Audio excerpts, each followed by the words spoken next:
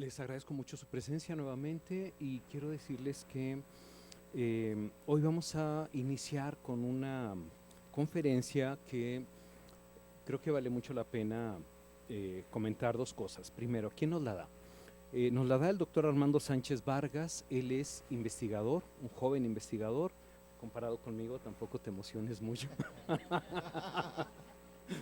Del Instituto de Investigaciones Económicas. Es miembro del Sistema Nacional de Investigadores, nivel 2, lo cual significa que además de una amplia experiencia en publicaciones de esos temas, también ha colaborado en proyectos de investigación junto con otros colegas y la especialidad de Armando Sánchez tiene que ver con el desarrollo de modelos econométricos. Estamos hablando de valoración social de las bibliotecas y de la información. Y les cuento de modo muy rápido una pequeña anécdota que sirvió como preámbulo para invitar al doctor Armando. Resulta que estábamos festejando los 70 años de la Escuela Nacional de Biblioteconomía y Archivonomía hace poco tiempo y fue el director del sistema de transporte colectivo Metro. Entonces, bueno, a todo el mundo nos regaló un boleto conmemorativo del Metro.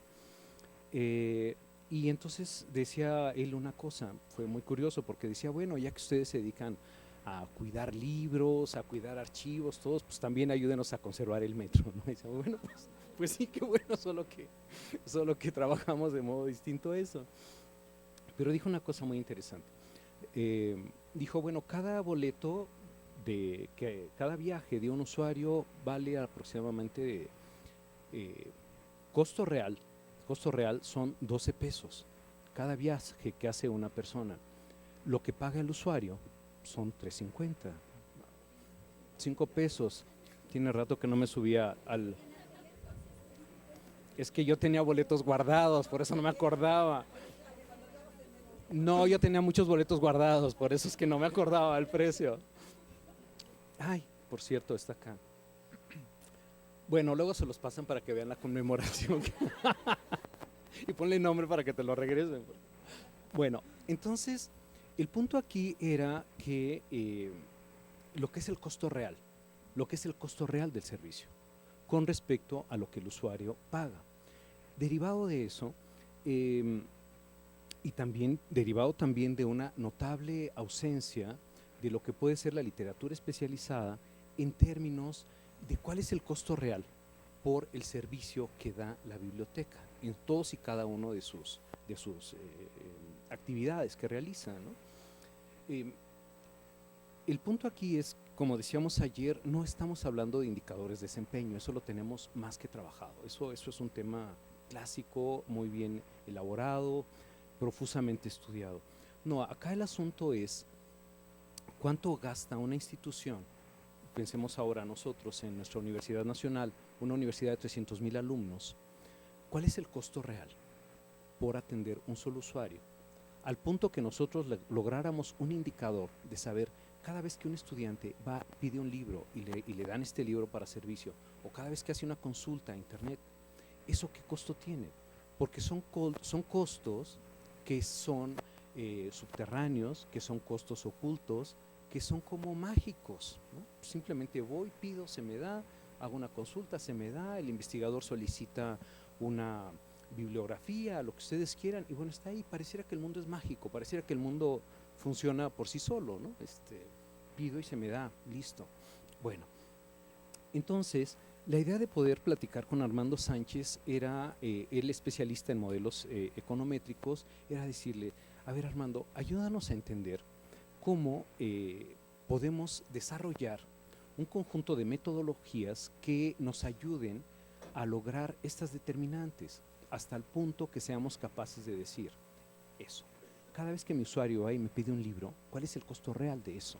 Cada vez que hace una consulta, ¿cuál es el costo real de esto? ¿Cuál es el costo de mantener una institución como puede ser nuestra biblioteca independientemente del ámbito en el que esté? Bueno, afortunadamente los econometras han desarrollado unos modelos maravillosos que son capaces de decirnos eso, como en este caso nos decía el director del metro. Cada vez que un usuario sube, cuesta tanto. ¿Cómo llegamos a eso? ¿Cómo logramos determinar ese tipo de cosas? Platicando un rato con Armando Sánchez y tratando de que pudiera ubicar una perspectiva que desde lo que él trabaja nos ayudara a ver una visión relevante del trabajo que ellos hacen y nosotros pudiéramos aplicarlo en nuestras respectivas disciplinas, es que le pedimos que nos viniera a hablar de estas cosas abstractas y tan hermosas que son estos modelos econométricos. Pues he aquí que él ha aceptado el reto y con mucho gusto va a exponernos el tema que ha preparado. Muchísimas gracias, Armando, por acompañarnos y en el momento que gustes empezar. Perfecto, sí. Pues en realidad sí acepté el reto, ¿eh? ¿Se escucha ahí atrás? ¿Se escucha? ¿Se escucha? ¿Sí escuchan? Sí, ok. Bueno, Ahora sí. ¿ya me escuchan? ¿Ya tenemos sonido? ¿Ya se escucha? Sí. Ok, sí. Pues muchas gracias, Jaime, por la invitación. Y bueno, en realidad yo creo que sí es un reto hablar de este tema, sobre todo porque, bueno, soy economista. Entonces, antes que nada, una disculpa si digo algún concepto que no tenga, que sé muy poco sobre bibliotecología, de hecho me cuesta trabajo decir la palabra. Entonces, no conozco mucho de esto, entonces si digo algo que no tiene que ver con el contexto en el que estoy, una disculpa de antemano. Entonces a mí me gustaría empezar hablando sobre, en economía siempre nos preocupamos por determinar los precios de los bienes, ¿no? de cualquier bien o servicio, pero cuando existe un mercado desarrollado de un bien o servicio, no hay problema porque el precio está ahí, lo fija el mercado, oferta, el juego de la oferta y la demanda. Más demanda, sube el precio, menos demanda, baja el precio, ¿verdad? De manera muy simplista, digamos. Bueno, entonces, de la demanda, por ejemplo, vamos a hablar un poco de la demanda de un bien, del precio, ¿verdad? La demanda de un bien, la demanda de un bien tendría que ver también con lo que observamos nosotros cuando compramos un bien, demandamos un bien, observamos mucho los atributos. Si vamos a comprar, por ejemplo, en el caso de las mujeres, una bolsa, pues, ¿cuántos atributos revisan? No, me preguntes con cuántas bolsas sale, no. Esa es la cantidad demandada del bien, ¿no? Observamos todos los atributos, ¿sí o no? Y vemos si el precio es adecuado de acuerdo a las características que tiene la bolsa. Aquí le voy a llamar atributos. Por ejemplo, ¿qué atributos tendría un asiento en un avión, en la clase ejecutiva, en la clase turista? Tienen diferentes atributos, es decir, diferente calidad, diferentes características muy específicas, y nosotros tenemos que decidir si estamos dispuestos a pagar por el asiento de clase económica o el asiento de clase turista, dependiendo también de nuestras restricciones presupuestarias, ¿verdad? Pero siempre observamos si el asiento cumple con la calidad dado el dinero que disponemos para pagarlo, ¿no? Entonces lo que quiero enfatizar mucho es que pensemos a partir de ahorita, la demanda del bien y el precio tienen que ver mucho con una serie de atributos, de cualidades que el consumidor demanda de ese bien. Entonces al final del día eso existe en mercados que están establecidos, ¿no? Cualquier mercado de cualquier bien.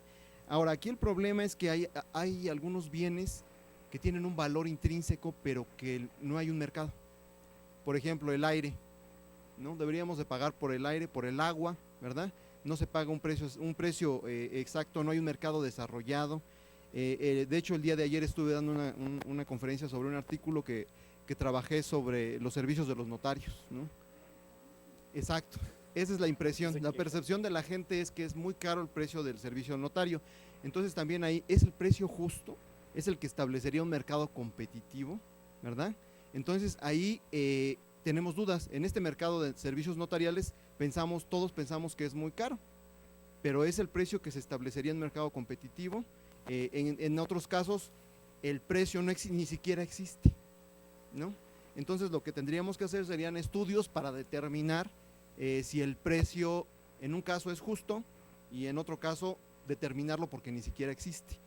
Yo lo que alcanzo a ver aquí del reto que me planteó el doctor Jaime es precisamente que en los servicios bibliotecarios no tienen un precio establecido. No podemos decir, hay una serie de atributos que la gente valora y deben de valorarse mucho porque tienen que ver con conocimiento.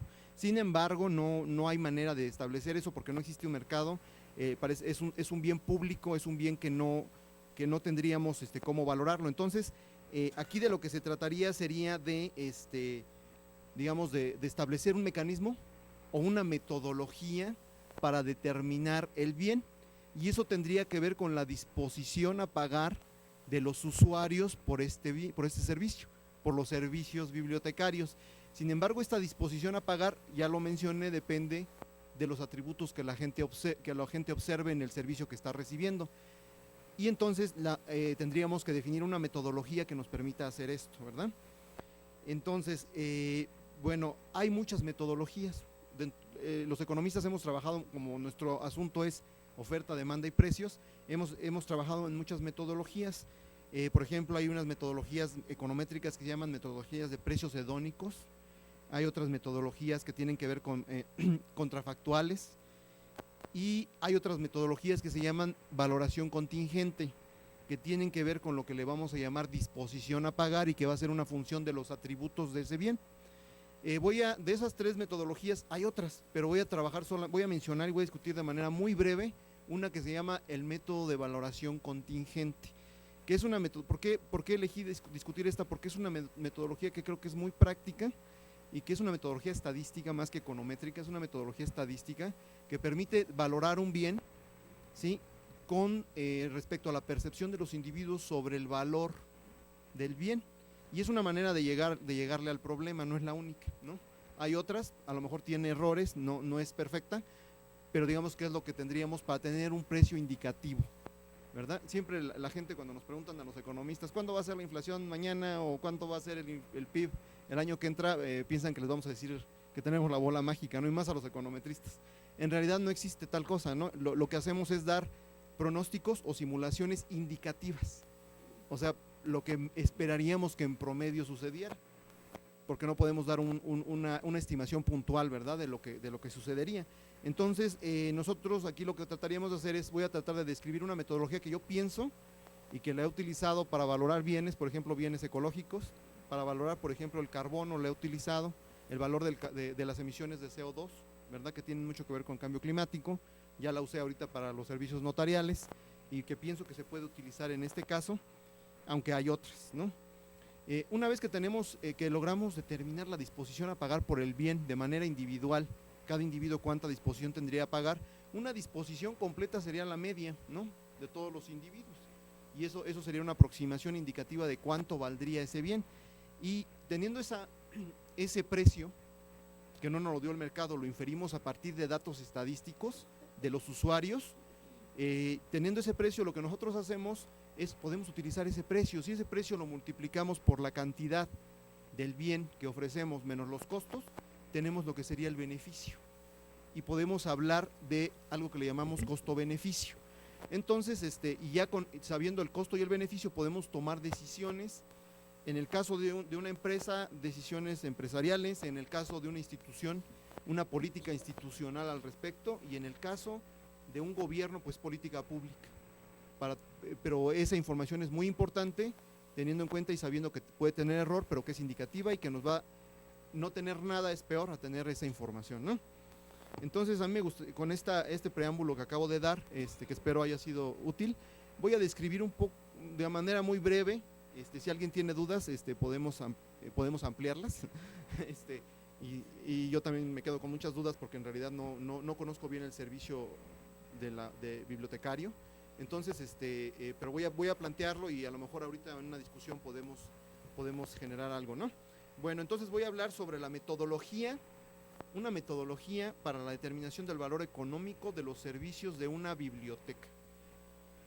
Importancia. ¿Por qué tienen valor los servicios de la biblioteca? Lo conocemos, es fuente de lo que está aquí es conocimiento, y todo lo que tiene que ver para que la gente pueda desarrollarlo, tener su actitud crítica, superación personal, etcétera, ¿no? Ese es un valor. Sin embargo, no podemos identificar. Entonces, ¿cómo podríamos medir el valor económico no de la biblioteca, sino del servicio que otorga la biblioteca a los usuarios o consumidores?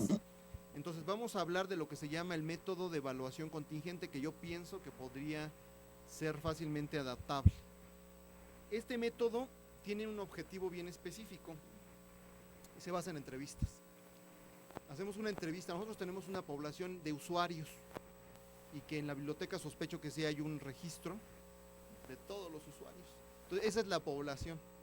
Entonces, con que yo entreviste una muestra representativa de esa población y logre extraer su disposición a pagar por el servicio de la biblioteca, así como decía Jaime del boleto del metro, la disposición a pagar individual de cada uno de ellos, y además determinar las características que estas personas están valorando de la biblioteca, no solo me va a dar un precio aproximado, un precio subjetivo de la población, sino además me puede indicar qué es lo que la gente más valora de una biblioteca. ¿Cuáles son esas características especiales que más se valoran de una biblioteca y podría servir para tomar decisiones? Porque si yo sé que los individuos que asisten a la biblioteca lo que más valoran es la atención del personal que está en la entrada, pues entonces trabajo en mejorar eso, ¿no? O la disponibilidad de libros, entonces estoy hablando de los atributos específicos que van a determinar la demanda del servicio de la biblioteca, que podría diferenciarnos de otras bibliotecas, ¿no? Si esos atributos son de más calidad, y eso significa que habría un mayor precio, un mejor relación costo-beneficio para los usuarios.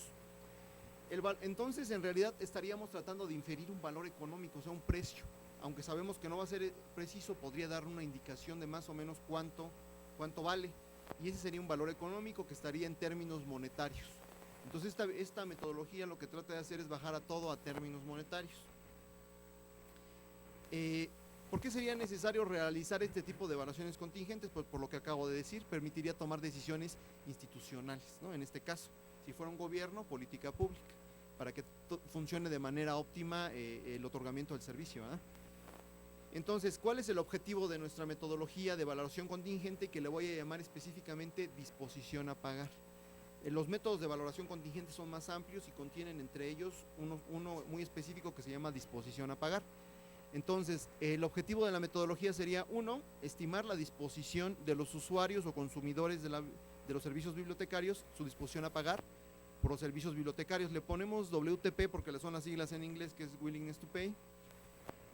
Y el objetivo 2 sería, con base en los resultados de esta metodología, construir una política institucional basada en el valor económico que se determine con la metodología, y no solo en el valor económico, sino también en las características de los servicios que me están otorgando. Me podrían dar mucha luz todas esas características, y que las voy a tener medidas en términos estadísticos. Me van a dar mucha luz de hacia dónde puedo dirigir mis esfuerzos para implementar una política óptima que mejore no solo el servicio, sino el desempeño de la biblioteca misma y de la gente que trabaja en ella. Bueno, este método de evaluación contingente, que le vamos a llamar disposición a pagar, ¿sí?, mediría el valor económico de los servicios bibliotecarios, ¿verdad?, derivando el valor que los usuarios van a atribuirle al servicio, y es a través de lo que le llamamos disposición a pagar. Entonces, lo que vamos a hacer es una muestra de una población. Levantamos una muestra pequeñita, pero que nos aseguremos que lo levantemos como si fuera una lotería, ¿no? Como si a cada uno de ustedes les damos un ticket y voy seleccionando de manera aleatoria números como si fuera una lotería, y ahí nos quedamos con los individuos, y a esas personas les aplicamos un cuestionario, y en ese cuestionario hacemos preguntas muy bien diseñadas que nos permitan inferir cuál sería la disposición de cada usuario a pagar, y en promedio llegar a una disposición a pagar. Sin embargo, el cuestionario no es una cosa simple. ¿Por qué? Porque hay muchos sesgos. La gente responde a veces lo que uno quiere escuchar, ¿no? O la gente te responde a lo contrario, o muchas veces no responden. Entonces, el cuestionario, tenemos que evitar lo que se llaman sesgos. El trabajo que se hace en este tipo de cosas de cuestionarios son sesgos estadísticos. Hay que evitar sesgos estadísticos, y hay trucos siempre entre la gente que se dedica a encuesta para llevar bien llegar a buen término, ¿no?, en las encuestas. Quise poner aquí una pregunta, por ejemplo, que se me ocurrió ahí. Probablemente está completamente mal, pero no la copien, ¿no? Pero si se fijan ustedes, aquí le puede uno decir, supongamos que no existe la biblioteca a la persona, ¿no? ¿Para qué? Para que la valore, ¿no? Entonces, no hay sin biblioteca, ¿no? Ya lo piensa de otra manera que si lo piensa que existe la biblioteca. Suponga que no existe la biblioteca. ¿Cuánto estarías dispuesto a pagar en cuotas por el libro que te están prestando? Tomando en consideración que ese libro va a tener una repercusión en tu vida, ¿no? Entonces la persona esa persona, eliminamos un sesgo de que la persona diga, pues es cero porque es un bien público y está gratis y disponible. Con eso estamos condicionándolo un poco para que el individuo se coloque en una situación donde diga, no está el bien, no existe, y yo lo necesito. Entonces lo valora de una manera diferente. Ese es el tipo de cuestiones que hacemos en las encuestas para tratar de evitar esos sesgos, y que me diga un precio. Muchas veces ese precio podríamos obtenerlo de manera directa preguntándole cuánto lo valora, o podemos crearlo a partir de respuestas de incisos, ¿no? Donde tomamos un referente, un bien comparable y generamos los incisos para el cuestionario. Ese sería el truco del cuestionario, y eso lleva mucho tiempo. Digamos, de un tipo de este estudio te puedes dedicar algunas semanas a trabajar en un cuestionario bien elaborado, con un objetivo muy definido, porque no todos los cuestionarios van definidos hacia lo mismo. Una vez que lo tienes, lo levantas, te aseguras que es bien importante que la muestra sea aleatoria. No es del alumno que llegue le entrego la papeleta, ¿no? No, o sea, tiene que ser bien, no sé si, por ejemplo, cómo sería aleatorio. Cuando bajamos del aeropuerto, ¿no? Está el verde y el rojo, ¿no? Para que revisen la maleta. Entonces, allí lo que hacen es aleatorizar. Es algo así. O sea, no a todos los alumnos les va a tocar pertenecer a la aleatorización, ¿no? El que le tocó rojo ya hace el cuestionario, ¿no? Para que sea representativo, ¿verdad? A veces se les tiene que dar un premio, ¿no? Por hacerlo. La gente a veces se siente más, sí, se hace, eso se hace. A veces hay que dar alguna especie de incentivo para que llenen el cuestionario. Pero lo ideal sería que a la persona que le tocó pertenecer al experimento aleatorio esté dentro, ¿no? Ahora levantamos el cuestionario, tenemos la respuesta, las procesamos, de preferencia trabajar en un software estadístico, ¿no? No sé si aquí trabajan SPSS, Stata, cualquier tipo de ese tipo de software, porque permite manipular muy, muy bien los datos. Ya una vez que tienen eso, ustedes pueden entonces ya tratar en función de sus preguntas, esto traté de hacerlo para cómo podríamos determinar el valor. Entonces agregamos la disponibilidad a pagar, que ya tenemos numérica, ¿verdad? Con un cuestionario bien diseñado.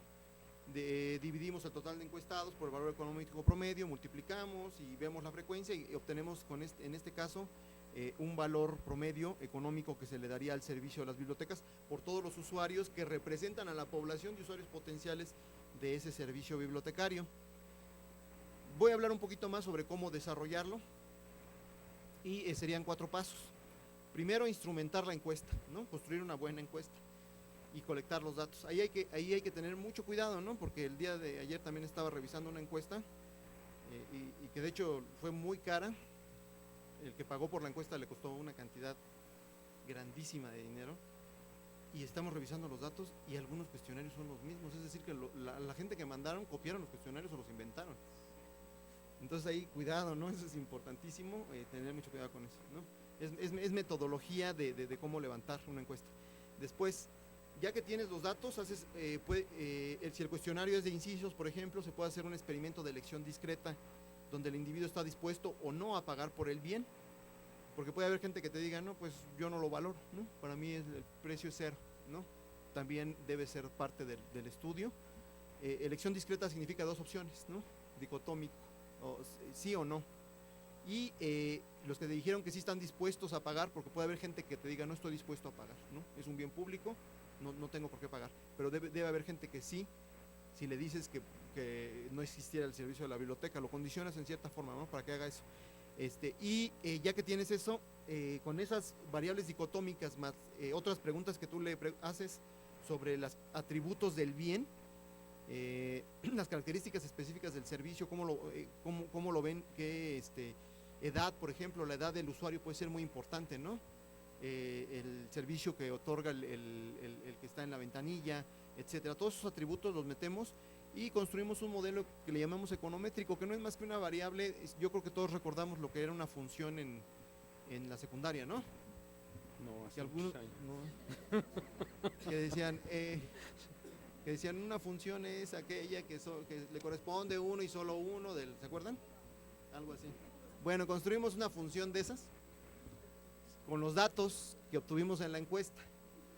Y esa función los coeficientes de esa función nos van a servir para estimar, por ejemplo, si es y igual a 2x más 3y, más 3z, ya sé los coeficientes, el 2 más el 3 ya me ayudan a estimar la y la y era la disposición a pagar, ¿sí? Entonces, con esa ecuación muy simple, obviamente validada estadísticamente, por eso dice el paso 4, valido los resultados para saber que mi diseño experimental es adecuado. Ya tengo las estimaciones del valor económico. Entonces, primer paso sería la muestra. Segundo paso, encuesta y colección de datos. ¿Sí? Aquí, si se fijan, puse características de las personas entrevistadas, porque no solo van a importar los atributos del servicio, no solo es la biblioteca, es también las personas, porque, por ejemplo, a lo mejor el nivel educativo tiene que ver, ¿no?, con el uso de la biblioteca, el empleo que tengas, probablemente hasta el sexo, edad, características demográficas de los individuos, y así sucesivamente tendríamos que levantar esto, ¿no? Les preguntamos por la elección discreta, de si estarían dispuestos a pagar o no y cuánto. Y tendríamos muchas veces este tipo de cuestionarios o este tipo de metodología, lo que hacemos es que construimos cestas, o sea, un bien, decimos, a ver, te voy a presentar tres tipos de calidades de servicio, ¿no? Por ejemplo, una biblioteca con estos 5 atributos, otra biblioteca con otros 5 atributos, ¿cuál prefieres?, ¿no? Y además, ¿por cuál estarías dispuesto a pagar y cuánto por cada una, ¿no? Entonces construimos esto. Por ejemplo, aquí yo pongo atributos, ¿no? El costo del servicio, ¿cuánto estarías dispuesto a pagar? No sé, 500 pesos, ¿no? Disponibilidad, ¿cuáles serían los atributos? Que tenga el material impreso, que te ofrezca servicio de internet, préstamo, calidad de las instalaciones, y podrías hacer combinaciones, con combinatorias. ¿Se acuerdan también de las combinaciones? Podemos hacer combinaciones de esos atributos, todas las combinaciones que podamos sacar, y se las podemos preguntar a las personas para que también lleguemos como una especie de, ahorita que dijimos la bolsa de las mujeres, ¿verdad?, la que tenga los mejores atributos, que debe ser difícil tener todos esos atributos, pero tendríamos que elegir una serie de cuestiones hasta llegar al que sea el más preciso y el más demandado, ¿no? Después tenemos ya los resultados de la encuesta en la A, la B y la C. Y ya que tengo estos datos, ya nada más estimo esas ecuaciones que les mencioné ahorita, y igual a 2x más 3z. Estimo esa, y a partir de esa ecuación yo ya puedo obtener las disposiciones marginales promedio, y el modelo econométrico, que es la ecuación que está basada en los resultados de la encuesta, ya me permite hacer lo que se llama inferencia estadística. Puedo hacer pruebas de hipótesis, puedo hacer algunas simulaciones, puedo hacer ejercicios estadísticos muy interesantes, todo lo que se llama estadística inferencial, pruebas de medias, ¿no? O comparar si a lo mejor tengo un grupo de individuos de usuarios y otro grupo de usuarios que tienen características diferentes de edad, sexo y otras cuestiones, ver si tienen una disposición promedio a pagar similar. Puedo hacer muchos ejercicios estadísticos interesantes, siempre y cuando teniendo claro que no es definitivo, ¿verdad? Es simplemente una aproximación a lo que podría ser el precio o ese valor económico. Y entonces, ya nada más para terminar muy rápido y que más bien tengamos tiempo para discutir, me gustaría hacer 3 conclusiones, ¿no? Sería importante encontrar la disposición a pagar, no para imponer el precio a los usuarios, sino para tomar decisiones institucionales, ¿verdad?, de política institucional, que permitan probablemente buscar fuentes alternativas de financiamiento, que a lo mejor las podemos buscar con alguna persona que esté dispuesta, o alguna institución que esté dispuesta a financiar esto, si uno le da cifras, ¿no?, del valor de ese bien. Siempre básicamente se hace así. Por ejemplo, en los estudios que yo he hecho para la valoración de las emisiones de CO2, del carbono, ¿no? Todas las emisiones están generando el cambio climático, pero no sabemos cuánto vale el carbono. ¿Cuánto tendríamos que pagarle a una persona que tiene unas hectáreas de tierra y tiene 2 posibilidades: corta todos los árboles y pone ganado, o deja los árboles que capturan carbono? Si deja los árboles, está permitiendo mitigar el cambio climático, pero si pone el ganado, contribuye al cambio climático. Y entonces, ahí, ¿qué tendríamos que hacer? Pues tenemos que inferir el precio que le debemos de pagar a esta persona mediante una política pública, para que él se sienta incentivado a mantener los árboles y no tirarlos, ¿no? Es su tierra, es propiedad privada, pues no podemos imponerle que lo haga a fuerza. Entonces, un mecanismo de mercado sería determinar su disposición, en este caso no a pagar, su disposición a recibir tal vez un subsidio federal para que no tire los árboles y contribuya a la mitigación. En este caso, por ejemplo, cuánto el individuo estaría a pagar porque el servicio bibliotecario siguiera ahí y además fuera mejorado, no sé, alguna cuestión de este tipo, y con eso podríamos diseñar esa política institucional. Debemos realizar una encuesta aleatoria para que sea válido los resultados, porque mucha gente levanta la encuesta y no vigila eso, y al final no sale nada. Eso es importantísimo. También el trabajo estadístico es importante en el software que se esté trabajando, y al final del día el determinar lo que le llamamos WTP o Willingness to Pay, tendría muchas implicaciones, y hay una serie de ejercicios bien interesantes que se pueden hacer, y de verdad sí ofrece muchas posibilidades para tomar decisiones, porque te refleja lo que los usuarios demandan, ¿no? Realmente lo que ellos valoran, y tan buenos como seamos para construir nuestra encuesta, podremos extraer la información que necesitamos y que nos permitiría tomar decisiones, ¿no? Eso sería básicamente. Espero que esto lo planteé ayer también con los notarios, ¿verdad? Y ellos decían, no, el mío es justo, la disposición a pagar es justa, ¿no? Habría que hacer el estudio, solamente se planteó la metodología y se habló de eso. También se puede hacer para ese tipo de estudios, ¿no? Entonces, bueno, con esto yo estaría terminando, y muchas gracias, Jaime, por la invitación. No, muchas gracias a ti. Bueno, pues esto fue lo que pudiéramos decir una visión rápida de una metodología viable, factible, y que creo que daría resultados muy, muy interesantes en nuestro ámbito. Pero más que hablar yo, me gustaría que le preguntaran a él. Entonces, sí, doctora. ¿Tienen algún micrófono? Tengo aquí a la doctora y de luego Ruth. Rosa María Fernández Zamora, Rosa María. de aquí de la UNAM. Nada más para recordar a los mexicanos, cuando éramos Nueva España, que ya pagamos un impuesto por el aire. Acuérdense que hubo un virrey que cobraba por las ventanas, que tenían las casas hacia la calle, ¿eh? Eso sí, ya hubo eso. Otro comentario que quería hacer era relacionado con la British Library, que es la Biblioteca Nacional de Inglaterra, o del Commonwealth. En los años 90, bueno, sabemos todos lo que es la Biblioteca Nacional, ¿no? Recopila todos los documentos que se publican o que se generan en el país para tener la colección nacional, independientemente del tipo de documento, no solo libros, de todo tipo de documentos que ofrecen información. La British Library en los años 90, bueno, primero estaba en el museo, British Museum, y luego pasó ya a ser la British Library, una biblioteca para mí, es la que más me gusta, bueno, junto con una de Berlín, pero bueno.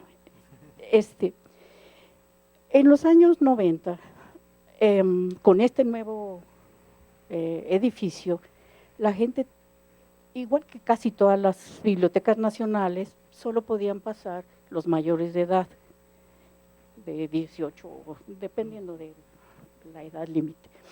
Entonces la sociedad inglesa se quejó y dijo, ¿por qué no podemos entrar todos a la biblioteca británica si nosotros la mantenemos?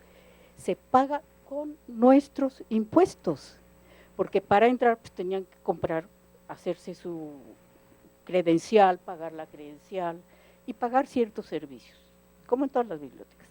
Pero entonces la sociedad inglesa dijo, ¿y por qué nada más para entrar a oír una conferencia, a una exposición, a ver una película, tenemos que pagar si nosotros mantenemos esa biblioteca con nuestros impuestos? Y la ganaron. Ahora todo el mundo puede entrar, pero para sacar libros, eso sí, tienen que tener una credencial, y ya para entrar a los libros hay unos torniquetes, digamos, y hay que pasar con la credencial. Pero sí, para este tipo de servicios de difusión de la cultura, digamos, es libre el acceso. Y yo creo que ese modelo debemos seguirlo en todos lados, ¿no? Y bueno, aquí en la UNAM está difícil cobrar por los servicios.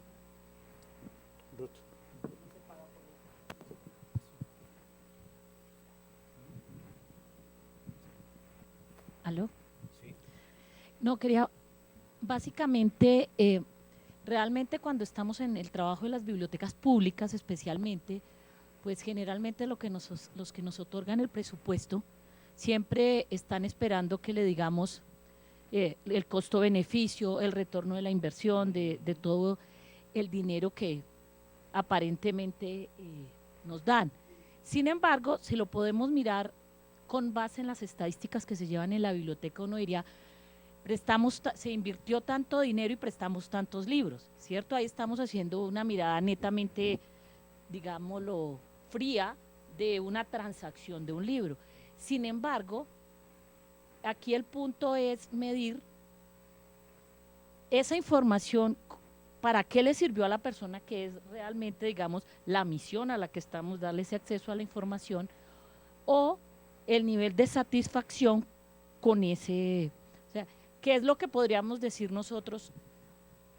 La información que estamos dándole al público la utilizó y se mejoró esto, aquello o lo otro. Este tipo de medidas, hay metodologías específicas para hacerlas, porque esta ya es en cuanto a costos, y esto pues que de alguna manera aplican los costos de cualquier otro producto y servicio, digamos de alguna manera, pero para este tipo de cosas hay alguna. ¿Alguna otra pregunta? La doctora Elsa Ramírez. Muy interesante, la verdad que a mí me ha gustado muchísimo tu conferencia, sí, la verdad, ya me cambiaste algunas cosas. No, es que me acordé también que en Estados Unidos, en San Francisco, cuando decidieron cambiar la biblioteca, bueno, y construir una gran biblioteca en una zona pues realmente deprimida, consultaron a la población si estaba dispuesta a que una parte de sus impuestos fuera a dar para la construcción de la biblioteca, y parece que tuvieron, bueno, por lo que se ve, tuvieron una magnífica respuesta, porque es una súper biblioteca, ¿sí?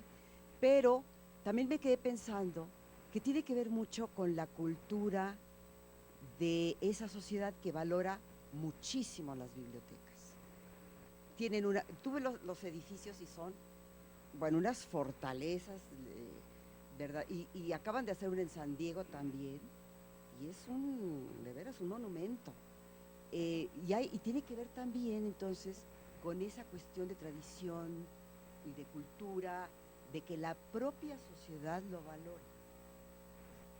Que la propia sociedad valora mucho las bibliotecas. Entonces ahí, ¿cómo se desvía en esta encuesta, dependiendo de estos contextos, ¿no? Bien, sí, como dicen aquí en México, perdón, la última y nos vamos, ¿no? Porque tenemos otra mesa, perdón, colega. Solamente por los números, un estudiante de posgrado, si consultara en su tesis 300 artículos a $30, serían 9,000, a 16 el dólar, sería más de $140,000. Entonces es concientizar al usuario. A ver, otra vez, ¿cómo es la suma? Sí, ok.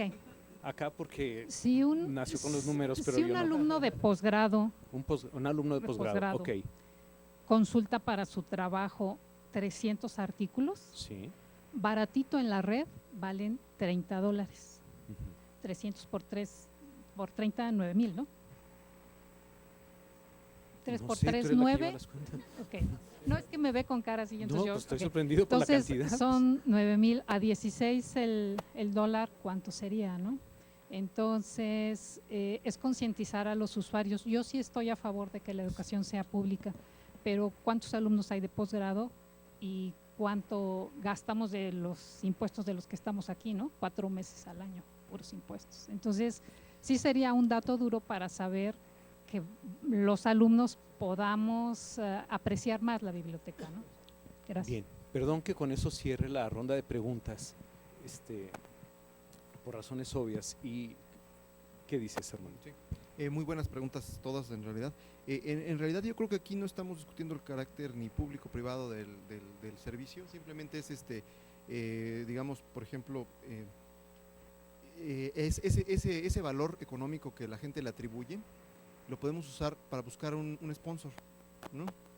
Para buscar a alguien que nos financie, o hablar de que una parte de mis impuestos se haga una consulta y esa parte se dedica ya.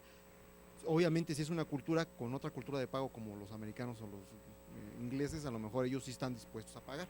Entonces, esa cuestión es bien importante en el cuestionario, considerar aspectos no solo las características del bien, sino las características de la gente, del usuario, porque esas me van a explicar si la gente, de hecho voy a ver si hay una relación funcional de la disposición a pagar con respecto a qué, a las características del usuario, que puede ser cultura, nivel de educación, país donde está, podríamos hacer hasta el ejercicio a nivel más agregado, Estado de la República y ver si hay esto, pero lo que comentaste es muy importante porque en realidad las secciones del cuestionario no solo las hacemos sobre cuánto estaría dispuesto a pagar, primero si estaría dispuesto a pagar, porque hay gente que no y es válido, y los que están dispuestos a pagar, ¿cuánto estarían dispuestos a pagar?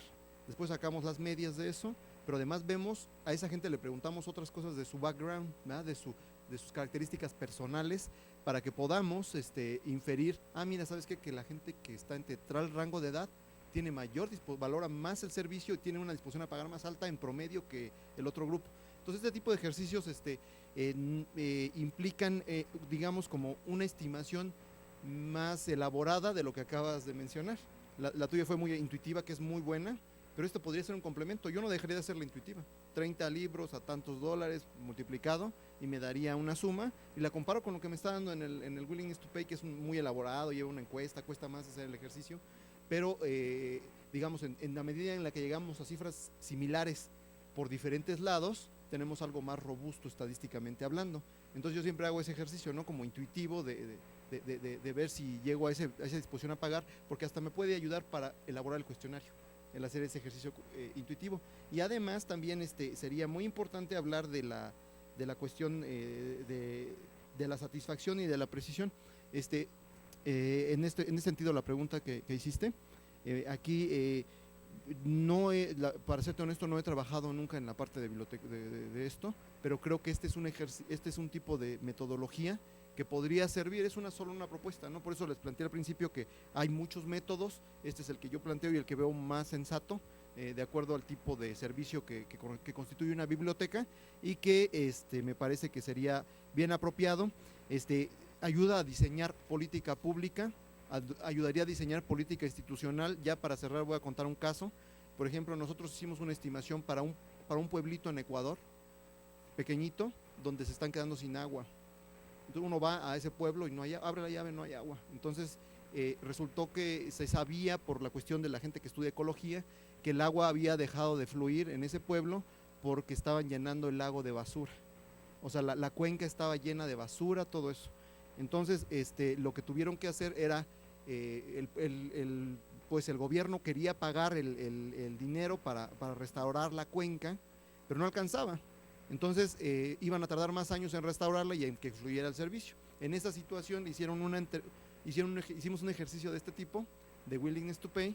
Se le preguntó a la gente cuánto estaba dispuesta a pagar y si estaba dispuesta a pagar encima de los impuestos que estaba para restaurar la cuenca y tener un beneficio personal. 75% de la población de la muestra que se entrevistó, de una muestra representativa, dijo que sí estaban dispuestos a pagar, el 25% dijo que no. Pero entonces ya tenemos más o menos, entonces con eso tomas una decisión, porque si hubiera sido 50 y 50 no te arriesgas, ya ni para qué metes una medida política, ¿no? Pero como era 75 y 25 se arriesgaron a meter, porque se implementó, metieron, y como en el cuestionario nos salió que estaban dispuestos a dar muy poquito, pero estaban dispuestos a dar $5 mensuales en su recibo adicional a lo que ya pagaban, ¿verdad? Y entonces la gente lo aceptó así, ese 75% lo implementaron, fue bien aceptado y ahorita el impuesto lo pagan todos y se está restaurando, el dinero se está metiendo en actividades de lo que le llamamos de recuperación de una cuenca en términos ecológicos, y ha tenido bastante aceptación, no fue rechazado y se convirtió en una medida popular. Ya a 6 años de que se hizo el ejercicio, el impuesto sigue ahí, la gente y parece que se está gastando bien. Otra cuestión sería ya una corrupción o algo así, ¿no? O sea, ese tipo de cosas no podemos controlarlas y son muy comunes, pero y que también son muy costosas. Muy costosas, pero bueno, con esto acabo. Gracias. Muy bien. Pues a mí me gustaría emplazar públicamente al doctor para que próximamente trabajara con nosotros con un taller, con un seminario, con una actividad que nos diera muchas más posibilidades de plantear problemas y de incluso explorar otras metodologías, ¿no? Para en beneficio también del tipo de estudio que hacemos. Muchísimas gracias, Armando. Muy gentil, y un fuerte aplauso, su constancia. Nos tomamos un pequeñísimo receso en lo que hacemos cambio de mesa, por favor.